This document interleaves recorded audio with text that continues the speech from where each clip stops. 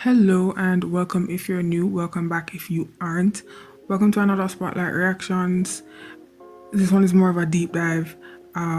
This video is going to be looking at Christian U, aka DPR IAN, and the many videos in the MITO universe. I really want to say MITO. Is it a universe though? Should we even call it that? I don't know. In any case, let's just start. Let's talk about who DPR IAN is. He was born Borom. I can't spell, I can't say, I can't read. He was born Borom, cool. And he was apparently a rapper and the leader of the group C-Clown. Please note, I know of C-Clown. I think C-Clown and not Mad Clown. C-Clown and another group, I can't remember the name of the group, were around at the same time, and I happened to watch something with both of those groups. So when I see this, I was just like, oh, a long time you do this. Because the group disbanded in 2015. That for sure you how long you might go on with this. He went ahead and after the disbandment, he went ahead and founded DPR, which stands for Dream Perfect Regime. Why did I stutter on Dream? Don't ask me. Which is a multi-genre music and video group. He's the CEO and visual director of DPR, known for shooting stunning visuals for DPR's music videos, and some of the most notable works that I sure should have known from our dear Christian U as visual director are the music videos for Amber Lou's Borders. I don't know if I know that song. I feel like I know the song, I just don't remember. Could Be Mine by Phantom. Definitely don't know that song. Hold Up by Bobby, which now that I'm thinking about it, based on what going in this and what going in that video there, makes sense. Body by Mino also makes sense. Movie Shoot by Loco. Yeah, it makes sense. And also Wake Me Up by Taeyang also makes sense. It's like these are completely different videos, the ones that I remember. But again, based on what he's done for these music videos and what I remember for the music videos that I do know of, there are some similarities there. I feel like each person's individual color was still considered, but I can see DPR IAN visuals behind it. But I didn't know who that person was at the time, so I would like to send my apologies because I really feel like I was sleeping on some talent. But anyways, this is not about me, it's about DPR IAN. Why may I talk so much? So I want to quickly mention the documentary. I don't know if I said them word there, which I unfortunately did not watch before watching the music videos. I kind of watched it in the middle, and I think I should have watched it before, but we did what we did, so we're here. Quick notes: the documentary touches on how the album is made, and IAN talks about who MITO is, and if him say MITO, then it's MITO, and how the two are related. It was a great eye-opener, and I recommend watching it in tandem with the videos. Again, I did not, that are out, and also, take in the album itself. Also, I was confused about how the name MITO came to be, especially because I thought for a long time that the album was called Memories in Disorder, but there's like a multiple play on words because I think it is actually called Memories in This Order, which MITO, and the disorder comes from more so the music videos and I guess the content of the songs, so to speak. Does that make sense? Yeah. So it's a kind of a play, and then as a Jamaican, it gets even deeper because we don't say this, we say this. So like, what are they saying disorder, but we're not saying disorder, we're saying this order. It's so I'm telling you, man, when you put things into other languages, it is so anyways. But at the start of the documentary, I realized, like I was saying earlier, that the word this is crossed out, which gives the sentence a different meaning. Anyway, I won't go into details of the video because I think it would be better to hear from the horse himself. Yeah, I will say that the concept is one that I didn't expect to relate to as much as I did, and I'm eager to get into the songs in this universe as well as to take a listen to the album, which I did do. I will say that I won't be doing an album review on this album. I will be listening to it, but I won't be doing an album review on this album. The ratio of, songs with videos to songs with no videos is not enough to warrant an album review, and when I lie, it's exhausting. So we're gonna just move into the first song, So Beautiful. So from the get-go, you can see that Ian has a flair for the cinematic. There is a hint of a universe in development, but that won't be proven until I see No Blueberries. So until we get there, let us just dive into this song. Now, listening to this song for the first time in a while, I am reminded of why I liked it the first time. His voice was definitely unexpected, both because of the fact that he sings in the song and then the tone of his voice itself. Not as, and I've heard him speak, so I don't know why I would have expected this, but I thought there would be a little bit more of a gruffness to it. This is not to say that I dislike the voice or anything like that, it's just, that's not what I expected. And the neo-soul notes of the song was something I didn't realize I missed. I think he took his shirt off just to show off. I'm just putting that out there. I'm very convinced of that. Anyway, I love the dark visuals of the video. I will admit that I don't get the story from just this song, but at the same time, I get that there is a story in play from this song onwards, I guess. The song does beg the questions. What's that funky love story he's talking about? And also, what does he mean by a message encased in him?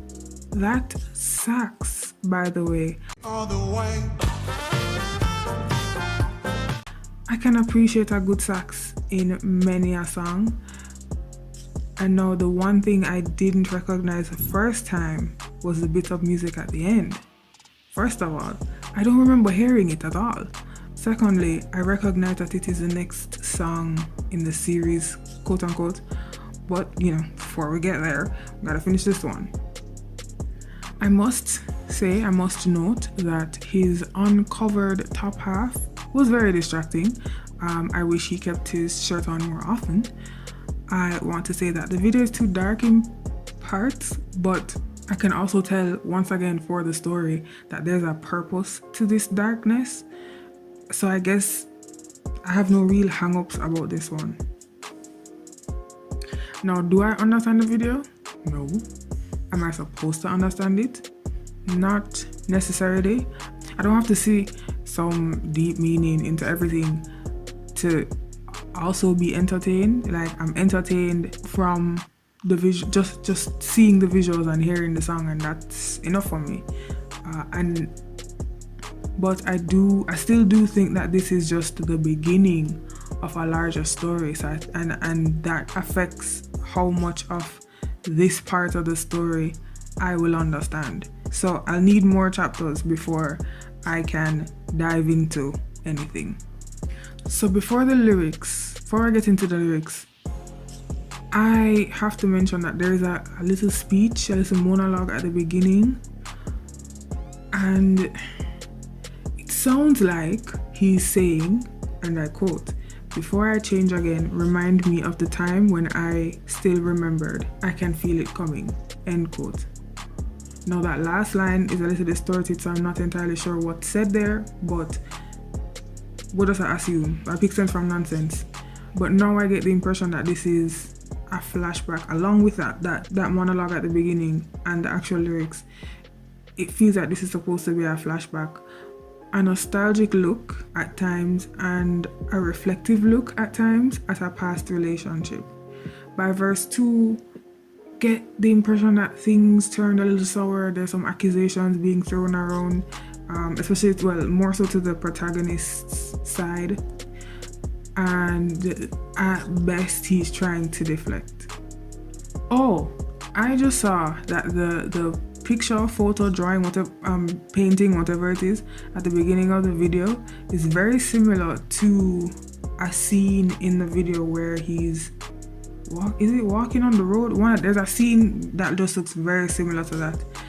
Now I need to know, like, is that something that plays a part in the story? I'll probably never know, but anyway, let's get into No Blueberries. So, big and serious, I forgot about this video, but for some reason not the song. Anyway, watching it again, especially right after watching So Beautiful, has revealed quite a lot just from one watch. So let's get into it. I said it before, man's is cinematic, and I mean beautiful visuals as usual. Not just him, I'm talking about the video.